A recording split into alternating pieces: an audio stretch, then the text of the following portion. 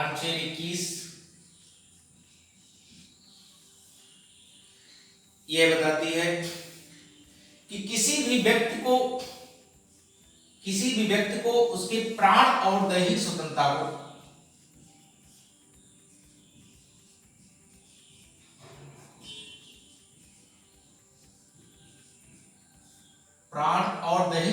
को विधि द्वारा स्थापित प्रक्रिया के अनुसार ही वंचित किया जाएगा, अन्यथा नहीं। किसी व्यक्ति की प्राण और दैहिक स्वतंत्रता को विधि द्वारा स्थापित प्रक्रिया के अनुसार ही वंचित किया जाएगा, अन्यथा नहीं। देखिए आपको इसमें नेगेटिव सेंस का प्रयोग किया गया है। No person can deny his life and personal liberty established by law. किंतु सुप्रीम कोर्ट ने इसकी पॉजिटिव व्याख्या कर दी। किसी को इनकार नहीं किया जाएगा, किससे? प्राण और दैहिक स्वतंत्रता। अब प्राण और दैहिक स्वतंत्रता के अंतर्गत बहुत सारी चीजें आ जाती है। हर चीज प्राण और दैहिक स्वतंत्रता के अंतर्गत ही आती है। तो सुप्रीम कोर्ट ने सारे अधिकार दे दिए गए, जैसे निःशुल्क शिक्षा का अधिकार, निःशुल्क चिकित्सा का अधिकार, स्वच्छ हवा, स्वच्छ जल, जीने का अधिकार के अंतर्गत मरने का अधिकार शामिल नहीं है। ये सारी चीज सुप्रीम कोर्ट ने इसकी विस्तृत व्याख्या की प्राण और दैहिक स्वतंत्रता की, जिसके अंतर्गत बहुत सारे अधिकार दे दिए गए जो कि मानव को संभव नहीं थे। अब आगे देखते हैं 21 का।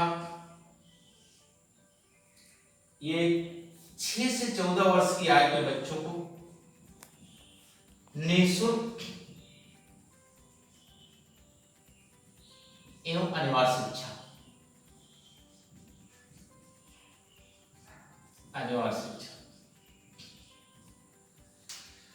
निःशुल्क और अनिवार्य शिक्षा 6 से 14 वर्ष की आयु के बच्चों को निःशुल्क और अनिवार्य शिक्षा दी जाएगी। 21 का में इसके बाद में जोड़, पहले बाद में जोड़ गया। अब अनुच्छेद 22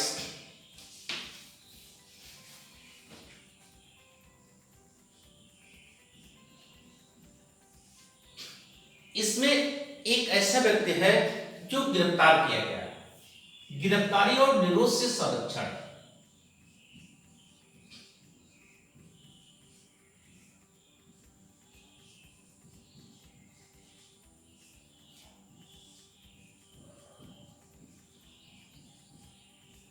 गिरफ्तारी और निरोध से संरक्षण। जब किसी व्यक्ति को गिरफ्तार किया जाता है तो उसको 3 संरक्षण प्राप्त है।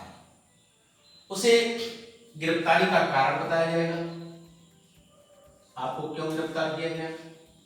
दूसरा, यात्रा के समय को निकाल करके 24 घंटे के अंदर न्यायालय उसको पेश किया जाएगा।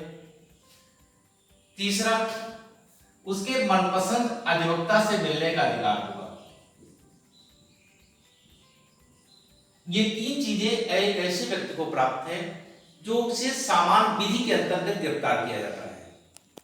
किंतु जब किसी को निवारक निरोध विधि के अंतर्गत गिरफ्तार किया जाता है तो उसको ये स्वतंत्रताएं प्राप्त नहीं है। निवारक निरोध विधि के अंतर्गत, जैसे आपको भारत में पहले समय पर बनाई गई, मीसा बनाया गया था, टाडा बनाया गया था, अभी लास्ट हाल में कोटा बनाया गया था, और इस समय राष्ट्रीय सुरक्षा अधिनियम एनएससी चल रहा है। अब निवारक निरोध विधि के अंतर्गत किसी व्यक्ति को पूछा जाता है कितने माह तक निरोध रखा जा सकता है। ये 3 माह तक रखा जा सकता है। पहले ये 4 माह था, अब इस समय 3 माह है। अब आगे बढ़ते हैं। आप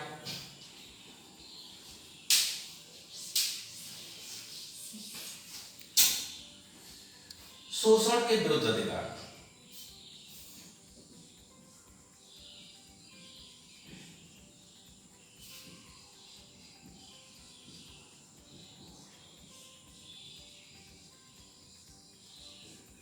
अनुच्छेद 23 और 24 शोषण के विरुद्ध, मानव का शोषण ना होने पावे, यह आपको इसके लिए उपबद्ध किया गया, मूल अधिकार दिया गया। अनुच्छेद 23 और 24। अनुच्छेद 23 में बताया गया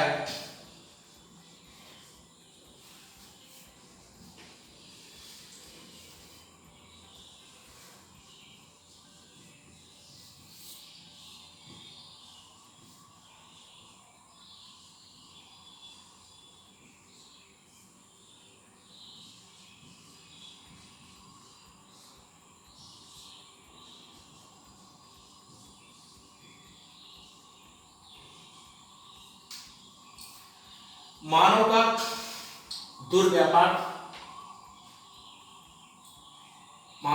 दुर्व्यापार, वनाश्रम, बेगार पर प्रतिबंध लगा दिया गया। दुर्व्यापार क्या कहते हैं? क्रय विक्रय, मानव का क्रय विक्रय नहीं होगा। वनाश्रम, जबरदस्ती काम नहीं लिया जाएगा। बेगार, काम लिया जाएगा तो पैसा दिया जाएगा। मानव का दुर्व्यापार, वनाश्रम और बेगार पर प्रतिबंध लगा दिया गया। जो भी ऐसा करेगा उसे दंडित किया जाएगा। मानव का दुर्व्यापार माने क्रय विक्रय, वनाश्रम, जबरदस्ती काम और काम करने के बाद पैसा दिया जाएगा। अब अनुच्छेद 24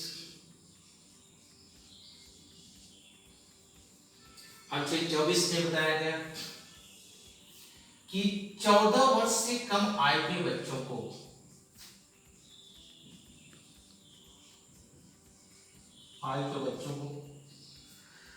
फैक्ट्रियों में संकटपूर्ण कार्यों में नहीं लगाया जाएगा।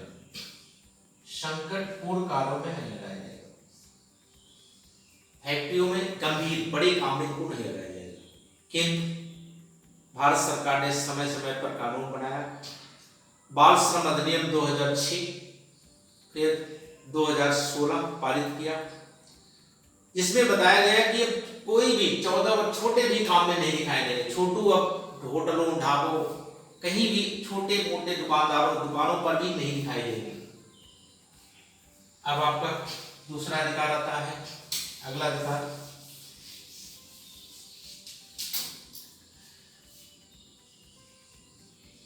धार्मिक स्वतंत्रता का अधिकार।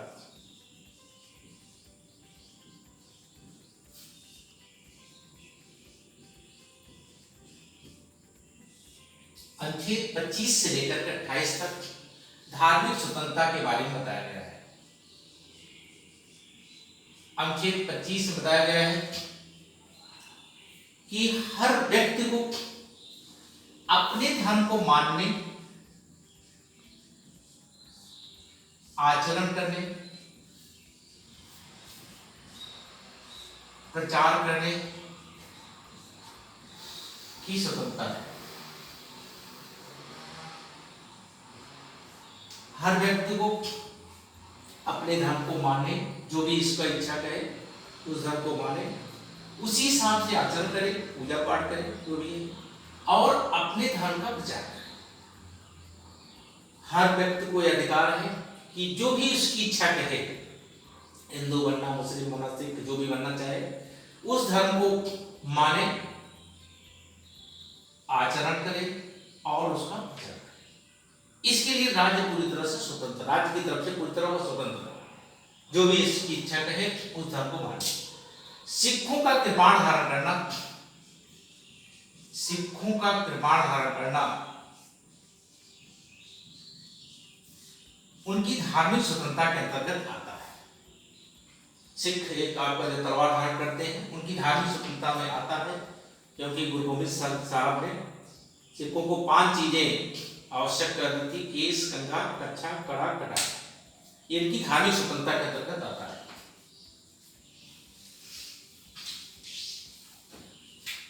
अनुच्छेद 26 धार्मिक कार्यों के लिए प्रबंध की स्वतंत्रता। धार्मिक कार्यों के लिए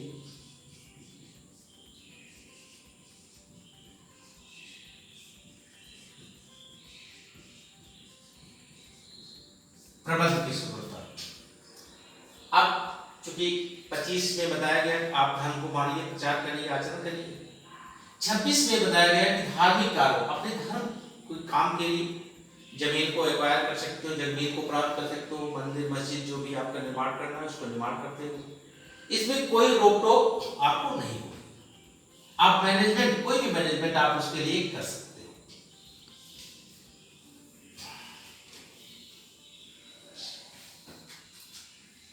अनुच्छेद 27 ये बताया गया कि किसी धर्म की उन्नति के लिए, किसी विशेष धर्म की उन्नति के लिए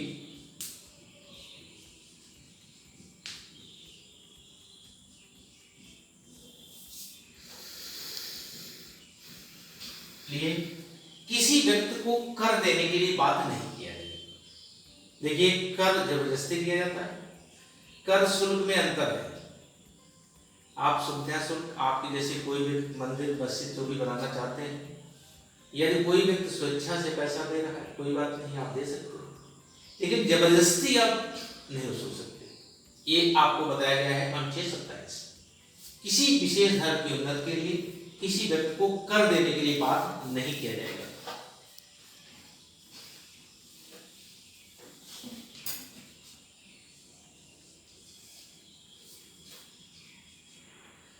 अट्ठाईस बताया गया अनुच्छेद 28 में कि राज्य द्वारा पोषित शिक्षण संस्थाओं में, राज्य द्वारा पोषित शिक्षण संस्थाओं में कोई धार्मिक शिक्षा नहीं दी जाएगी, किसी धर्म की शिक्षा नहीं दी जाएगी। राज्य द्वारा जिसका पैसा आपको पूरा ग्रांट कौन दे रहा है? राज्य दे रहा है। ऐसी शिक्षण संस्थाओं में कोई धार्मिक शिक्षा नहीं दी जाएगी। अब आपका अगला अधिकार है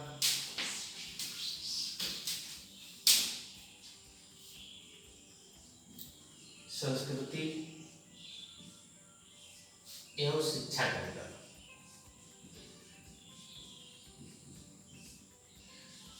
उनतीस और 30 संस्कृत और शिक्षा का अधिकार। देखिए, कल्चर एंड एजुकेशनल राइट 29 बताया गया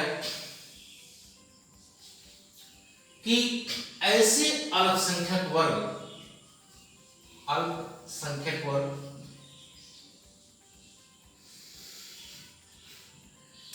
जिसकी अपनी विशेष भाषा है,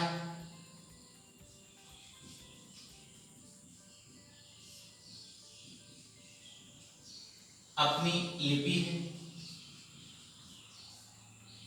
अपनी संस्कृति,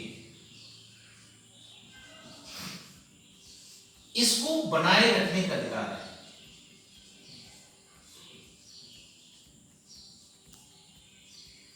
ऐसे अल्पसंख्यक वर्ग, अल्पसंख्यक जो संख्या में कम है, ऐसे अल्पसंख्यक वर्ग जैसे बौद्ध, जैन, सिख, मुस्लिम, पहले मुस्लिम थे संविधान में, वर्तमान में नहीं है, बौद्ध, जैन, सिख, इनकी विशेष भाषा, स्पेशल लैंग्वेज है और इनकी स्पेशल लिपि है और स्पेशल कल्चर है, उसको बनाए रखने का अधिकार है इनको। ऐसा इसलिए इनको दिया गया है मूल अधिकार कि ऐसा नहीं दिया जाएगा जिनकी भाषा, लिपि, संस्कृति क्या हो जाएगी? समाप्त हो जाएगी। और क्योंकि भारत में विविधता, विभिन्न भाषा के लोग, विभिन्न जात के लोग, विभिन्न धर्म के लोग रहते हैं, इसलिए इस विविधता में एकता है। इसको बनाए रखने के लिए अल्पसंख्यकों को अधिकार दिया गया है कि वह अपनी विशेष भाषा, लिपि, संस्कृति को क्या करें? बनाए रखें।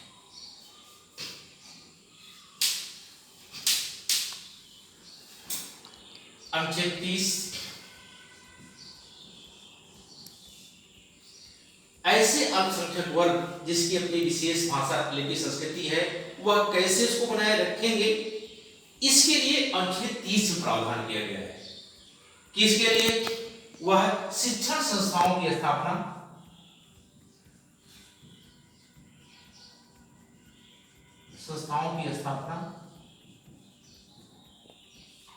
कर सकते हैं। इसके लिए वह शिक्षण संस्थाओं की स्थापना कर सकते हैं, अपनी भाषा को मेंटेन रखें।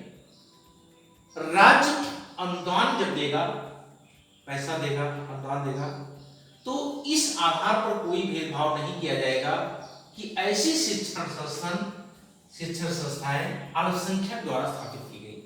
मतलब जब ग्रांट दी जाएगी तो राज्य के द्वारा ये भेदभाव नहीं किया जाएगा कि ये संस्था जैन धर्म के द्वारा, मुस्लिम के द्वारा, इसके क्योंकि इनकी भाषा कैसे मेंटेन रखेगी? जब ये अपना स्कूल खोलेंगे, अपनी भाषा को चलाएंगे, जैसे मदरसा है, बोलकर संस्कृत को लोग उर्दू चलाएंगे, आपको जैन धर्म के लिए जो भी है आपके शिक्षा संस्थाओं की स्थापना और प्रशासन को उनको अधिकार है। अब आपको चलते हैं अनुच्छेद 32। ये 32 से 35 तक संवैधानिक उपचार, उपचारों के अधिकार के बारे में बताया गया है। अनुच्छेद 32 को डॉक्टर भीमराव अम्बेडकर ने संविधान की हृदय और आत्मा कहा था। जवाहरलाल नेहरू ने प्रस्तावना को कहा था, डॉक्टर भीमराव अम्बेडकर ने इसे संविधान की हृदय और आत्मा कहा। अनुच्छेद 32 के अंतर्गत 32(1) के अंतर्गत सुप्रीम कोर्ट को, सर्वोच्च न्यायालय को मूल अधिकारों को प्रवर्तन के लिए अधिकार दिया गया है। मूल अधिकारों को लागू करने के लिए उनको राइट दिया गया है सर्वोच्च न्यायालय को, क्योंकि सर्वोच्च न्यायालय संविधान का गार्जियन है, मूल अधिकारों का रक्षक है। तो अनुच्छेद 32 में अनुच्छेद 32(2) के अंतर्गत इसके लिए 5 रिट सर्वोच्च न्यायालय जारी करता है। 5 रिट जान लीजिए क्या है। पहला परमादेश, पहला बंदी प्रत्यक्षीकरण,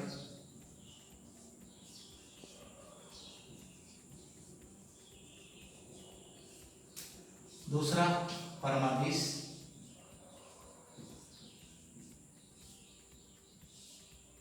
प्रतिषेध, उत्प्रेषण, अधिकार परीक्षा।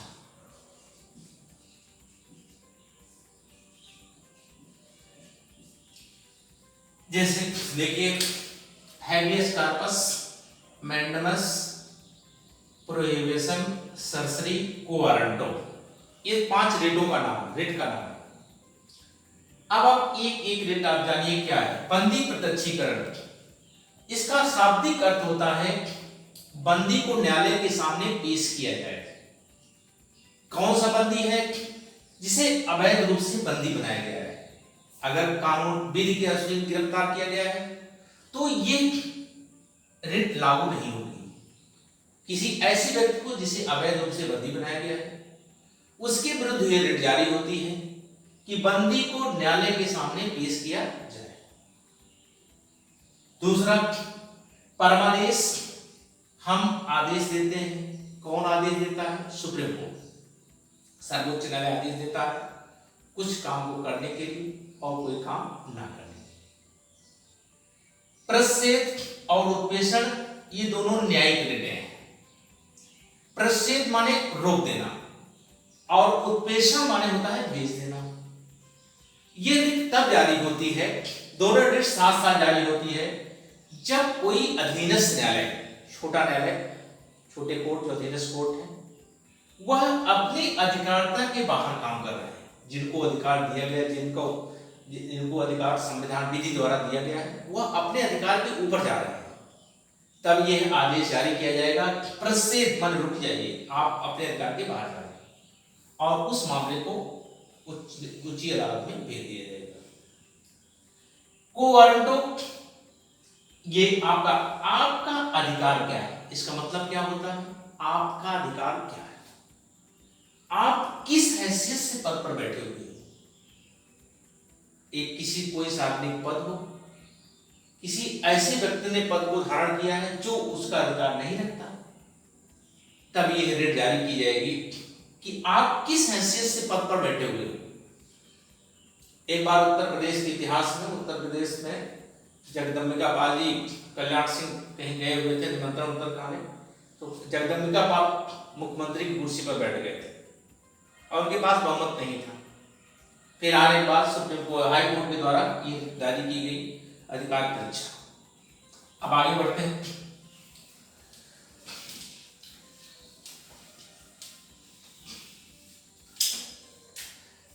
अनुच्छेद 33, इसमें सशस्त्र बल के सदस्यों को, सशस्त्र बल के सदस्यों को, सेना के सदस्यों को, इनके मूल अधिकारों को संसद कम कर सकती है। संसद को अधिकार दिया गया है अनुशासन बनाए रखने के लिए सशस्त्र बल के या सेना के सदस्यों के मूल अधिकारों को कम किया जा सकता है। 34 अनुच्छेद 34 के अंतर्गत जब सेना विधि, मार्शल लागू हो, सेना विधि लागू हो, सेना विधि लागू हो तो उसके द्वारा जो भी कानून बनाएंगे संसद उसे विधिमान घोषित कर सकती है। संसद ने उन्हें विधिमान विधि का अधिकार दिया है।